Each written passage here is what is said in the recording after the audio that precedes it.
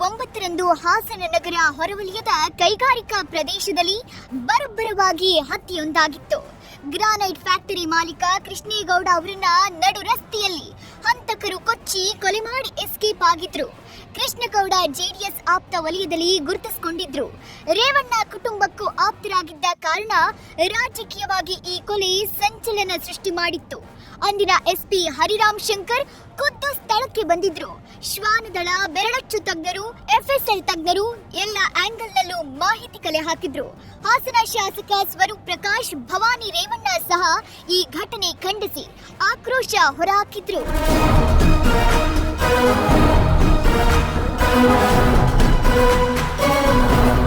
ಹಾಗಾಗಿ ಈ ಕೊಲೆ ನಡೆದ ತಿಂಗಳ ಅಂತರದಲ್ಲಿ ಈ ಕೇಸ್ಗೆ ಸಂಬಂಧಿತ 12 ಆರೋಪಿಗಳನ್ನ ಪೊಲೀಸರು ಅರೆಸ್ಟ್ ಮಾಡಿದ್ರು.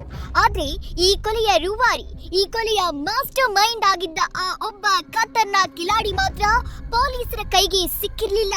ಪೊಲೀಸರು ಎಷ್ಟೇ ಹುಡುಕಿದ್ರು, ಎಷ್ಟೇ ಪ್ಲಾನ್ ಮಾಡಿದ್ರು, ಸಣ್ಣ ಸುಳಿವು ಸಹ ಸಿಕ್ಕಿರ್ಲಿಲ್ಲ. ಇದೀಗ 6 ತಿಂಗಳ ಬಳಿಕ ಕೃಷ್ಣೇಗೌಡ ಕೊಲೆ ಕೇಸ್ನ ಮಾಸ್ಟರ್ ಮೈಂಡ್ ಹಂತಕ ಯೋಗಾನಂದ್ ಸಿಕ್ಕಾಕೊಂಡಿದ್ದಾನೆ. ಸಿಐಡಿ ಮತ್ತು ಹಾಸನದ ಪೊಲೀಸರ ಜಂಟಿ ಕಾರ್ಯಾಚರಣೆಯಿಂದ ಯೋಗಾನಂದ್ ಪೊಲೀಸರ ಬಲೆಗೆ ಬಿದ್ದಿದ್ದಾನೆ. ತುಮಕೂರಿನ ತೋಟದ ಮನೆಯೊಂದರಲ್ಲಿ ಅಡಗಿ ಕುಳಿತಿದ್ದ ಕೊಲೆಗಾರನನ್ನ ಹುಡುಕಿ ಹಿಡಿದಿದ್ದಾರೆ. 6 ತಿಂಗಳಿಂದ ಪೊಲೀಸರಿಗೆ ಚಳ್ಳೆ ಹಣ್ಣು ತೇಸಿದ್ದ ಯೋಗಾನಂದ್ ತುರುವೇಕೆರೆಯ ತೋಟದ ಮನೆಯಲ್ಲಿರೋ ಬಗ್ಗೆ ಖಚಿತ ಮಾಹಿತಿ ಸಿಕ್ಕ ಕೂಡಲೇ ಪೊಲೀಸರು ದಾಳಿ ಮಾಡಿ ವಶಕ್ಕೆ ಪಡೆದುಕೊಂಡಿದ್ದಾರೆ.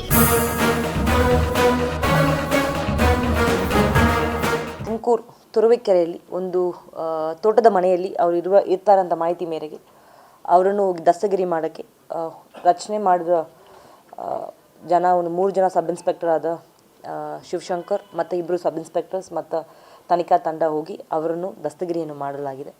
ಆ ಸಮಯದಲ್ಲಿ ಪೊಲೀಸ್ನವ್ರ ಮೇಲೆ ಹಲ್ಲೆ ಮಾಡಿದ್ದಾರೆ. ಆ ಹಿನ್ನೆಲೆಯಲ್ಲಿ ತುರುವೇಕೆರೆ ಪೊಲೀಸ್ ಸ್ಟೇಷನಲ್ಲಿ ಒಂದು FIR ಅನ್ನು ದಾಖಲುಪಡಿಸಿದ್ದೀವಿ. ಅದೇ ಟೈಮಲ್ಲಿ ಅವರು ವಿಷ ಸೇವಿಸಿದಾರ ಅಂತ ಹೇಳೋ ಹಿನ್ನೆಲೆಯಲ್ಲಿ ಒಂದು 309 ಕೇಸನ್ನು ದಾಖಲುಪಡಿಸಿದ್ದೀವಿ. ಈಗಾಗಲೇ ಅವ್ರನ್ನ ಹಾಸ್ಪಿಟಲನ್ನು ಸೇರಿಸಿದ್ದೀವಿ ಮತ್ತು ಅವರು ಚಿಕಿತ್ಸೆಯನ್ನು ಪಡ್ಕೊಂಡಿದ್ದಾರೆ. ಅವರು ಇಬ್ಬರೂ ಔಟ್ ಆಫ್ ಡೇಂಜರ್ ಇದ್ದಾರೆ ಅಂತ ಪ್ರಾಥಮಿಕವಾಗಿ ನಮ್ಗೆ ಕಂಡು ಬಂದಿದೆ. ಹಣ ಡಬಲ್ ಮಾಡಿ ಕೊಡ್ತೀನಿ ಅಂತ ವಿಶ್ವಾಸ ಗಳಿಸಿದ್ದ ಯೋಗಾನಂದ್ ಉದ್ಯಮಿ ದುಡ್ಡಲ್ಲಿ ಶೋಕಿ, ಕೊಟ್ಟ ಹಣ ಕೇಳಿದ್ದಕ್ಕೆ ಸುಪಾರಿ ಕೊಟ್ಟು ಕೊಲೆ. ಆಗಸ್ಟ್ 9ಕ್ಕೆ ಕೃಷ್ಣೇಗೌಡ ಅವರ ಕೊಲೆಯಾಗಿತ್ತು. ಆಗಸ್ಟ್ 12ಕ್ಕೆ ಕೊಲೆಗೆ ಸಹಕಾರ ನೀಡಿದ್ದ 6 ಆರೋಪಿಗಳನ್ನ ಪೊಲೀಸರು ಲಾಕ್ ಮಾಡಿದ್ರು.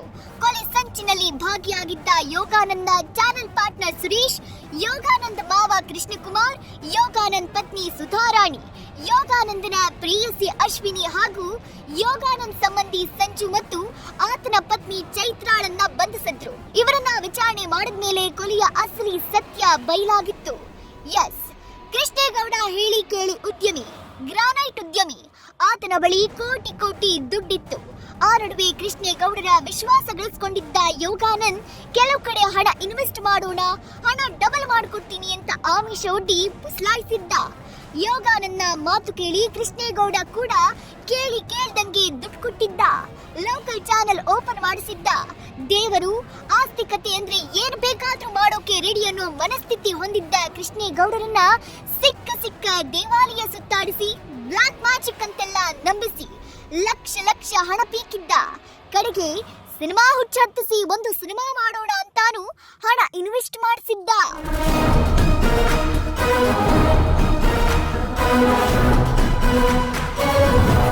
ಇದೆಲ್ಲದರ ನಡುವೆ ನೋಡ್ತಿದ್ದಂತೆ ಯೋಗಾನಂದ್ ರಾಯಲ್ ಆಗಿ ಓಡಾಡೋಕೆ ಶುರು ಮಾಡಿದ. 4-5 ವರ್ಷಗಳ ಹಿಂದೆ ಏನು ಇಲ್ಲದವನು ದಿಢೀರಂತ ಶೋಕಿ ಮಾಡೋಕೆ ಶುರು ಮಾಡಿಬಿಟ್ಟ. ಇದನ್ನ ಗಮನಿಸಿದ ಕೃಷ್ಣೇಗೌಡರಿಗೆ ಅನುಮಾನ ಬರುತ್ತೆ. ದುಡ್ಡು ಇನ್ವೆಸ್ಟ್ ಮಾಡ್ತಿದ್ದೀನಿ ಹೊರತು ವಾಪಸ್ ಬರ್ತಿಲ್ವಲ್ಲ, ಇವನೇನೋ ಮೋಸ ಮಾಡ್ತಿದ್ದಾನೆ ಅನಿಸಿ ಒಂದಿನ ಪ್ರಶ್ನೆ ಮಾಡ್ತಾರೆ. ನನ್ನ ಹಣ ಕೊಡು ಅಂತ ಹಿಂದೆ ಬೀಳ್ತಾರೆ. ಇದೇ ವಿಚಾರವಾಗಿ ಇಬ್ಬರ ನಡುವೆ ಹಲವು ಬಾರಿ ಗಲಾಟೆಗಳಾಗಿವೆ. ಇದಾದ ನಂತರ ಒಂದಷ್ಟು ದಿನ ಕೃಷ್ಣೇಗೌಡರ ಕೈಗೂ ಬಾಯಿಗೂ ಸಿಗದಂತೆ ಯೋಗಾನಂದ್ ತಲೆ ತಪ್ಪಿಸ್ಕೊಂಡು ಓಡಾಡ್ತಾನೆ. ಆದ್ರೂ ಬೆನ್ನು ಬಿಡದ ಕೃಷ್ಣೇಗೌಡ ದುಡ್ಡು ಕೇಳೋಕೆ ಶುರು ಮಾಡ್ತಾನೆ. ಆಗ್ಲೇ ನೋಡಿ ಯೋಗಾನಂದ್ನ ಕ್ರಿಮಿನಲ್ ಮೈಂಡ್ ಆಕ್ಟಿವ್ ಆಗಿದ್ದು. ಸುಪಾರಿ ಕೊಟ್ಟು ಕೃಷ್ಣೇಗೌಡನ ಕೊಲೆ ಮಾಡಿಸಿದ ಯೋಗಾನಂದ್ ಹತ್ಯೆ ಬಳಿಕ ಊರೂರು ಅಲೆದಾಡಿ ತಪ್ಪಿಸಿಕೊಂಡಿದ್ದ ಕೊಲೆಗಾರ.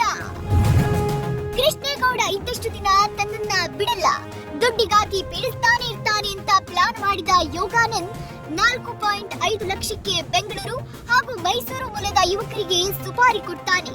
ಅದರಂತೆ 3-4 ತಿಂಗಳು ವಾಚ್ ಮಾಡಿದ್ದ ಹಂತಕ ಪಡೆ ಆಗಸ್ಟ್ 9ರಂದು ಮನೆಯಿಂದ ಇನೋವಾ ಕಾರ್ನಲ್ಲಿ ಹೋಗುವಾಗ ಆಟೋದಲ್ಲಿ ಹಿಂಬಾಲಿಸಿ ಕಾರು ಅಡ್ಡಗಟ್ಟಿ ಅಟ್ಯಾಕ್ ಮಾಡ್ಬಿಡ್ತಾರೆ. ತಪ್ಪಿಸ್ಕೊಂಡು ಓಡೋ ಯತ್ನ ಮಾಡಿದ್ರು ಬೆಂಬಿಡದೆ ಬಂದು ಕೊಚ್ಚಿ ಕೊಲೆ ಮಾಡಿ ಎಸ್ಕೇಪ್ ಆಗ್ತಾರೆ.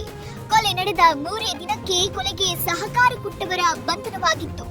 ಬಳಿಕ 12 ದಿನಕ್ಕೆ ಸುಪಾರಿ ಪಡೆದು ಕೊಲೆ ಮಾಡಿದ್ದ 8 ಜನರ ಗ್ಯಾಂಗ್ ಅನ್ನ ಕೂಡ ಪೊಲೀಸರು ಹೆಡಮುರಿ ಕಟ್ಟಿದ್ರು. ಆದ್ರೆ ಸುಪಾರಿ ಕೊಟ್ಟ ಯೋಗಾನಂದ್ ಮಾತ್ರ ಕೈಗೆ ಸಿಗದಂತೆ ಓಡಿ ಹೋಗಿದ್ದ. ಬೇರೆ ಬೇರೆ ರಾಜ್ಯಗಳಲ್ಲಿ ಹೋಗಿ ತಲೆಮರೆಸಿಕೊಂಡಿದ್ದ.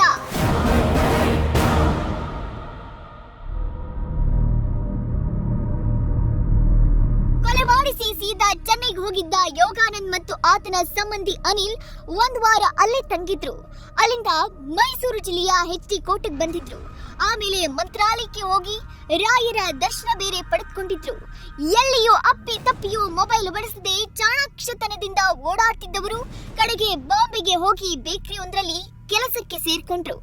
ಆಮೇಲೆ ಕರ್ನಾಟಕದ ಕಡೆಗೆ ಬಂದಿದ್ದ ಯೋಗಾನಂದ್ ಕೆಲವು ದಿನ ಕಂಪ್ನಿಯಲ್ಲಿ ತರಕಾರಿ ವ್ಯಾಪಾರ ಮಾಡಿದ್ರಂತೆ. ನಂತರ ಬಳ್ಳಾರಿಗೆ ಬಂದು ಕೂಲಿ ಕೆಲಸ ಮಾಡಿದ್ದಾನೆ. ಕೋಲಾರದ ಶಹಾಪುರದ ಬೇಲವಾಪುರದಲ್ಲಿ ಸ್ವಾಮೀಜಿಯೊಬ್ಬರ ಕಾರಿನ ಚಾಲಕನಾಗಿ 1 ವಾರ ಕೆಲಸ ಮಾಡಿಕೊಂಡಿದ್ದ.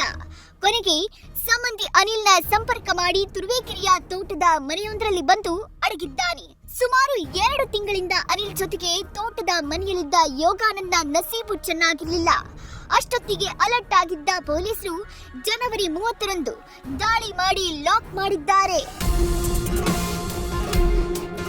ಒಟ್ನಲ್ಲಿ ಇಡೀ ಹಾಸನ ಜಿಲ್ಲೆ ಬೆಚ್ಚಿ ಬಿದ್ದಿದ್ದ ಕೊಲೆ ಪ್ರಕರಣದ ಪ್ರಮುಖ ಆರೋಪಿ ಕೊನೆಗೂ ಲಾಕ್ ಆಗಿದ್ದಾನೆ.